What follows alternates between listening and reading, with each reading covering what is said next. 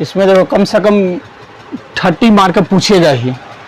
2 question रहेगा इसमें 5-5 number का, बाकी ऑब्जेक्टिव रहेगा 2 से 3 क्वेश्चन और 1 क्वेश्चन रहेगा लैंग्वेज से। चलो क्या है, 2 चर वाले रैखिक समीकरण, इसको पढ़ेंगे लीनियर इक्वेशन 2 वेरिएबल। देखो जैसे ही लीनियर इक्वेशन 2 वेरिएबल आ जाए, ठीक है, तो इसका 2 चर, देखो यहां क्या है, चर, एक होता है अचर और एक होता है चर। चर मतलब होता है जो टर्म चेंज हो जाएगा। देखो जो टर्म, यहां देखो अचर का मतलब होता है जो कि नहीं बदलता है। इसमें क्या आता है, डिजिट आता है, जितने भी डिजिट होगा, नंबर होगा, वो सारे इसके अंदर में आएगा। जिसका वैल्यू चेंज नहीं होगा वो अचर कहलाएगा। अचर का मतलब कि और दूसरा कोई इसमें क्या होगा, चेंजिंग नहीं होगा। इसी टर्म को हम लोग कांस्टेंट टर्म भी बोलते हैं, कांस्टेंट टर्म बोलते हैं। और चर में क्या होता है, इसका वैल्यू क्या हो जाता है, बदल जाता है। इसमें जो आएगा क्या आएगा, मेरा अल्फाबेट आएगा।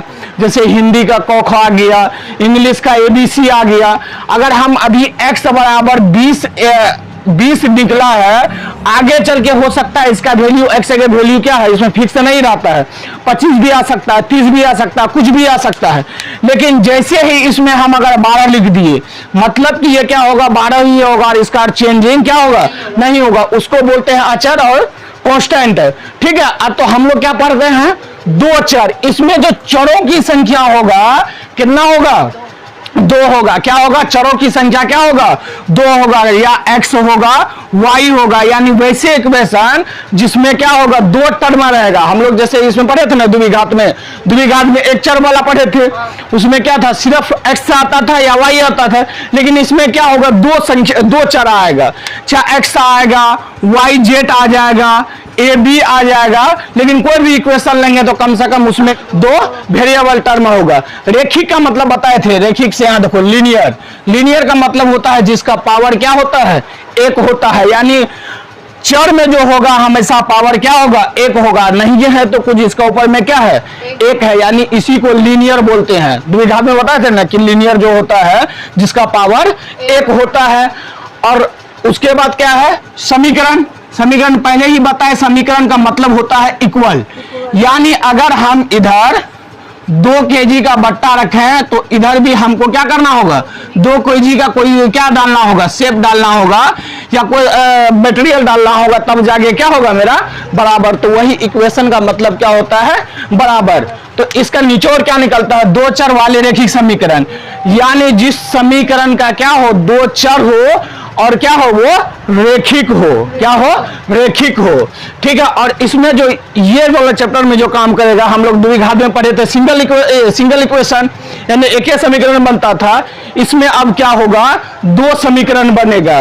देखो ये 2 चर रेखिक समीकरण का जो रूप होता है, इसका मानक रूप, इसको जो मानक बोलेंगे, क्या होता है, a1x plus b1y plus c1 equal to 0, ठीक है। दूसरा क्या होता है, a2x plus b2y plus c2 equal to क्या हो गया, 0। ये हो गया, क्या हो गया, 2 चर रेखिक समीकरण का क्या हो गया, मूल रूप हो गया, यानी मानक रूप हो गया। इसका क्या हो गया, ये मूल रूप हो गया। इसको हमको क्या करना है, हमेशा याद रखना। कोई भी इक्वेशन बनेगा तो इसी के अकॉर्डिंग बनेगा। देखो अब देखो इसमें जो a मेरा क्या है, ये कांस्टेंट टर्म का काम करता है, यानी डिजिट का काम करता है, किसका, कांस्टेंट का। और जो मेरा चर वेरिएबल जो है किसका काम कर रहा है, x का। और यहां जो है मेरा b जो है किसका काम कर रहा है, कांस्टेंट टर्म का। और y किसका काम कर रहा है, चर वाला वेरिएबल का। और c मेरा किसका काम करता है, ये हमेशा कांस्टेंट टर्म रहता है। इसमें कोई भी x y z नहीं लगता, ये डायरेक्ट क्या होता है, कांस्टेंट टर्म होता है। उसी तरह a2 यहाँ किसका काम कर रहा है, कांस्टेंट का काम कर रहा है। यहाँ b2 कांस्टेंट का काम कर रहा है और c2 कांस्टेंट का काम कर रहा है। इसको समीकरण 1 मान लेंगे, इसको क्या कहेंगे, समीकरण 2 मान लेंगे। इसको उतार लो।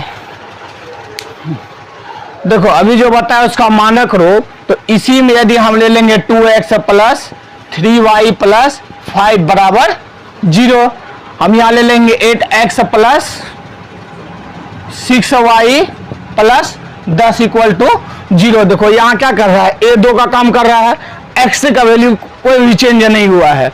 अब यहाँ देखो बी किसका काम कर रहा है, 3 का, वाई क्या है मेरा, वाई ही है, और ये इसमें क्या है पूरा ये कांस्टेंट टर्म होता है। इसी को लेके हम लोग क्या करेंगे, इसको समीकरण 1 मानेंगे, इसको 2 मानेंगे। इसमें जो है हम लोग का कितना है, 4 नियम है टोटल। कौन कौन है, एक ग्राफ विधि से हम लोग इस चैप्टर में पढ़ेंगे। एक है ग्राफ विधि जो फर्स्ट चैप्टर में है, ठीक है। दूसरा हम लोग पढ़ेंगे प्रतिस्थापन, प्रतिस्थापन विधि, और तीसरा जो पढ़ेंगे, तीसरा में पढ़ेंगे विलोपन विधि, विलोपन विधि, और एक लास्ट बचता है हम लोग का चौथा जो है क्या है, वज्र गुणन विधि, वज्र गुणन विधि। ये 4 चीज को हम लोग पढ़ेंगे। तो आज हम लोग क्या करेंगे, ग्राफ विधि से इसको पढ़ लेंगे। पहला चैप्टर में जैसे निकालो, पहला एक्सरसाइज में क्या है, उसमें देखो ना लैंग्वेज वाला दिया होगा 3.1 में, है ना। तो इसमें पहले हम लोग क्या करते हैं, इक्वेशन बनाने के लिए तो आ गया, हम लोग अपने से क्या कर सकते हैं, इक्वेशन को बना सकते हैं आराम से, उसमें कोई ये नहीं है। तो क्या है 3.1 ना है, 3.1 का पहला क्वेश्चन क्या कहता है, आफ्ताब अपनी पुत्री से कितना कहता है, 7 वर्ष पूर्व में, 7 वर्ष पूर्व है। देखो इस क्वेश्चन को जब भी बनाएंगे तो कम से कम 2 बार 3 बार पढ़ेंगे। एक बार पूरा क्वेश्चन को पढ़ेंगे, उसके बाद फिर से पढ़ेंगे। क्या कहता है, आफ्ताब अपनी पुत्री से कहता है 7 वर्ष पूर्व मैं तुमसे 7 गुनी आयु का था, अब से 3 वर्ष बाद तुमसे केवल 3 गुनी आयु का रह जाऊंगा। ठीक है, तो देखो इसमें क्या कहता है, 3 बाद में जब भी होगा तो वहां जुटेगा। ठीक है, इसमें बात जब भी पूछेगा तो जुटेगा, और पूर्व जब भी कहेगा, पूर्व जब भी कहेगा तो वर्तमान में क्या करेंगे, घटा देंगे। क्या करेंगे, यहां जोड़ा जाएगा, और यहां क्या होगा, घटा हो जाएगा। ठीक है, ये चीज को ध्यान रखना। अब देखो इसमें क्या है, हमेशा 2 वेरिएबल को लेके चलेंगे। क्या करेंगे, हमेशा क्या करेंगे, 2 वेरिएबल को लेके चलेंगे। तो देखो इसमें पहला में क्या कहा, आफ्ताब अपने पुत्री से कहता है, तो क्या कहता है कि 3 वर्ष बाद, उसको छोड़ दो। तो पहले पुत्री और आफ्ताब का मान लेते हैं, मान लेंगे, माना कि आफ्ताब की उम्र, वर्तमान उम्र मान लो, आफ्ताब की वर्तमान उम्र बराबर x। देखो जब भी मानना है तो बड़ा का मानना है सबसे पहले, छोटा को नहीं। जैसे क्या है, बाप तो बड़े ना होगा। ठीक है, उसके बाद क्या है, उसके बाद क्या है, उसके बाद पुत्री है, आफ्ताब की पुत्री की वर्तमान उम्र है, पुत्री की वर्तमान उम्र क्या मान लेंगे, y। 2 मान लिए, 2 वेरिएबल मेरे पास आ गया। अब पढ़ो कितना वर्ष पूर्व कहता है, 7 वर्ष है। जैसे ही बोलेगा 7 वर्ष पूर्व है, तो देखो हम एक तरफ आफ्ताब लिखेंगे, आफ्ताब लिखेंगे, दूसरी तरफ क्या लिखेंगे, पुत्री, है ना, लिखेंगे। एक तरफ आफ्ताब लिखेंगे, एक तरफ पुत्री। तो आफ्ताब की वर्तमान उम्र क्या माने हैं, x, तो x लिख देंगे। पुत्री का वर्तमान उम्र क्या माने, y, तो क्या कर देंगे, y लिख देंगे। अब कितना वर्ष पूर्व कह रहा है, 7, तो इसमें क्या करेंगे, 7 इसमें भी घटाएंगे। क्या करना होगा, 7 इसमें भी घटाएंगे। यहां तक, अभी यहां तक मेरा क्लियर है। उसके बाद एक चीज और कहा है, क्या कहा है, 7 गुनी आयु का था, यानी 7 वर्ष पूर्व बाप क्या था, बेटी से 7 गुना बड़ा था। तो इक्वेशन बराबर होगा, नहीं होगा। तो उसको क्या करना होगा, उसको ये करना होगा, ये दोनों को बराबर करने के लिए चाहे इसमें 7 से भागा देना होगा, चाहे तो 7 से क्या करना होगा, गुना करना होगा। अगर इधर 2 kg का बट्टा है तो इधर भी 2 kg का अनाज देंगे तब ना बराबर होगा, नहीं तो नहीं होगा। क्योंकि ये तो 7 गुना ऑलरेडी क्या है, बड़ा है बेटी से। तो बेटी का उम्र ये करने के लिए क्या करना होगा, बेटी की उम्र में क्या करना होगा, 7 से गुना करना होगा। अब ये क्या हो गया, इक्वेशन बराबर हो गया। यहां तक कोई दिक्कत नहीं ना, तो यहाँ x माइनस 7 है, इसको रहने दो, ठीक है, x माइनस 7 रहने दो। अब ये देखो इससे भी गुना होगा, ये क्या होगा, इससे भी गुना होगा, तो क्या हो जाएगा 7y माइनस 49 हो जाएगा। टोटल को एक साइड कर दो, क्या करो, टोटल को एक साइड कर दो, x है, पहले काम करो कांस्टेंट टर्म को एक साइड कर दो, वेरिएबल को एक साइड कर दो, ये भी मेरा क्या है वेरिएबल में है, ये क्या हो जाएगा माइनस 7y। अब यहाँ क्या है माइनस 49, अब ये माइनस इधर जाएगा तो क्या हो जाएगा प्लस 7 लिख दिए, x माइनस 7y। अब देखो प्लस 49 माइनस 49 है, यही ना है, यहाँ माइनस 49 में प्लस 7 को घटाएंगे तो कितना हो जाएगा माइनस 42 ना होगा, 6 होगा, 42 हो जाएगा। तो क्या हो जाएगा x माइनस 7y प्लस 42 बराबर क्या हो गया 0। ये समीकरण क्या मान लो, इसको एक मान लो। कहां तक, यहां तक क्लियर हो गया, इसको बना लेगा ना। देखो जितना क्या करना है, जिसका जिसका पूछे उसका सबसे पहले वेरिएबल मान लेना है, ठीक है। जितना वर्ष पूर्व का है क्या करना है, दोनों का एक, दोनों का लिख देंगे, अलग अलग लिख देंगे, दोनों को क्या करेंगे घटा देंगे, क्या करेंगे घटा देंगे, जितना कहेगा। और जितना गुनी का है, बड़ा में छोटा में उतना गुना क्या करेंगे मल्टीप्लाई कर देंगे। अगर यहाँ कहता अगर आफ्ताब कहता कि हम तुमसे 3 गुना है तो 7 के जगह क्या होता 3 हो जाता। अगर कहता हम तुमसे 5 है तो क्या हो जाता 5 हो जाता। तो ये चीज को करना है। अब देखो आगे दूसरा समीकरण, इसका आगे लो, एक पार्ट हो गया। अब क्या कहता है, अब से 3 वर्ष बाद, क्या कहा अब से 3 वर्ष बाद, तो यहां लिखो, क्या लिखो 3 वर्ष बाद। एक तरफ क्या लिखेंगे आफ्ताब, दूसरा तरफ क्या लिखेंगे पुत्री, क्या लिखेंगे पुत्री, ठीक है। आफ्ताब का वर्तमान उम्र क्या माने हैं x लिखेंगे, और पुत्री का क्या माने हैं y माने हैं तो y लिखेंगे, ठीक है। यहां तक लिख दिए। उसके बाद देखो अब क्या कहता 3 वर्ष क्या कह रहा बाद में, तो 3 वर्ष बाद तो दोनों को उम्र ना बढ़ेगा, ऐसा कुछ नहीं, एक का उम्र बैठा रहेगा दूसरा का बढ़ेगा। तो इसमें भी 3 से क्या होगा प्लस होगा, ये भी क्या होगा 3 से प्लस होगा। 3 वर्ष पूर्व का है और कितना गुनी का है, केवल 3 गुनी का रह जाऊंगा।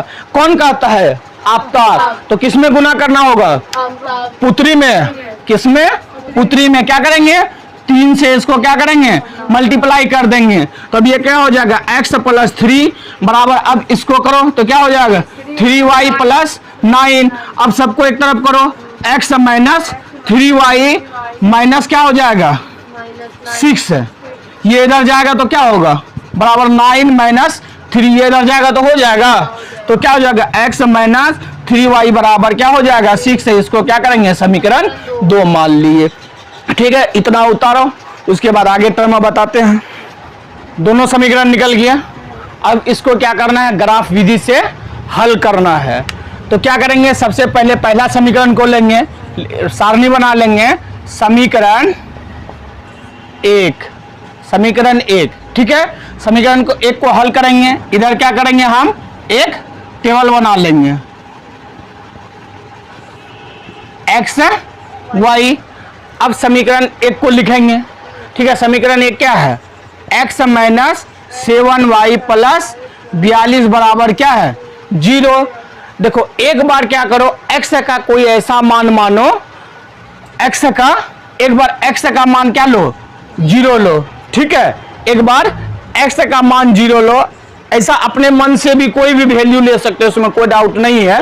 तुमको माने कि एक ले 2 ले, सिर्फ ये दिमाग लगाना कि ये जो है 42 उधर जाएगा तो डिवाइड करके फ्रैक्शन में ना आए, दशमलव में ना आए, नहीं तो दिक्कत कर जाता है थोड़ा पॉइंट वाइज बैठाने में। कोशिश करो कि क्या रहे सिंपल में रहे तो ज्यादा बेटर है। तो x बराबर क्या ले लिए 0, तो x की जगह क्या लिखेंगे 0, x की जगह 0 लिखेंगे, माइनस 7y प्लस 42 बराबर क्या है 0।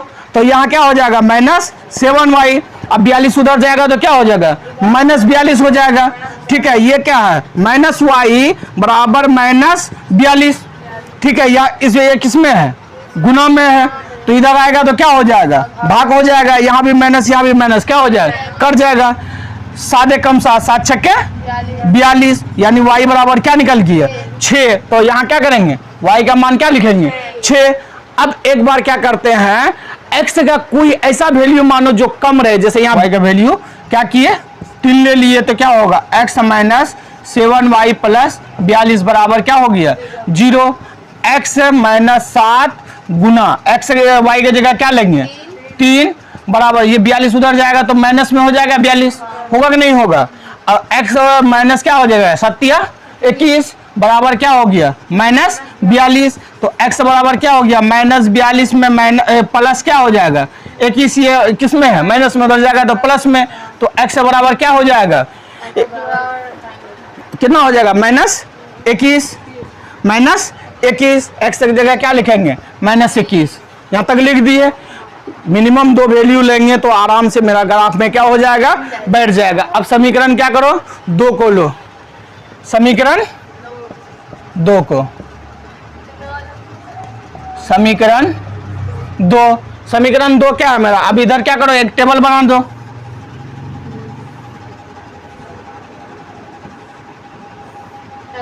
x y, ठीक है। समीकरण को लिखो x प्लस 3y माइनस 6 बराबर क्या हो जाएगा 0। तो x का वैल्यू क्या लेंगे 0 लेके देखते हैं, ठीक है। x का वैल्यू क्या लिए 0, तो क्या हो जाएगा x प्लस 3y माइनस 6 बराबर क्या हो जाएगा 0। x की जगह क्या बैठाएंगे 0 प्लस 3y बराबर क्या हो जाएगा, ये इधर जाएगा तो प्लस 6 हो जाएगा। तो y 3y बराबर क्या हो जाएगा 6 है, यानी 0 को 3y में जोड़ेंगे तो उतना ही होगा। तो y बराबर क्या हो जाएगा 6/3, 3 दूना 6, y का मान क्या आ गया 2, y का मान 2 आ गया। अब क्या करो इस बार y का वैल्यू 0 कर दो, क्या करो y का वैल्यू क्या करो 0 कर दो, अपने अनुभव से लेना। y का वैल्यू लेंगे तो ये ऑलरेडी क्या हो जाएगा 6 से ही आएगा प्लस में, ठीक है। क्या लिए हैं y का वैल्यू क्या लिए 0, ठीक है। अब समीकरण क्या है x प्लस 3y माइनस 6 बराबर क्या हो जाएगा 0, हो गया ना। x प्लस 3 गुना y की जगह क्या लिखेंगे 0 माइनस 6 बराबर 0।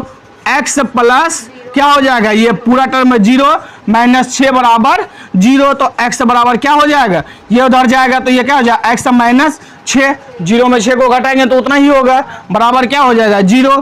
तो x बराबर 0 प्लस क्या हो जाएगा 6, ये उधर जाएगा तो 6 हो जाएगा। तो x बराबर क्या हो गया 6, क्या हो गया x बराबर 6। इतना उतारो, उसके बाद तब फिर ग्राफ बनेगा।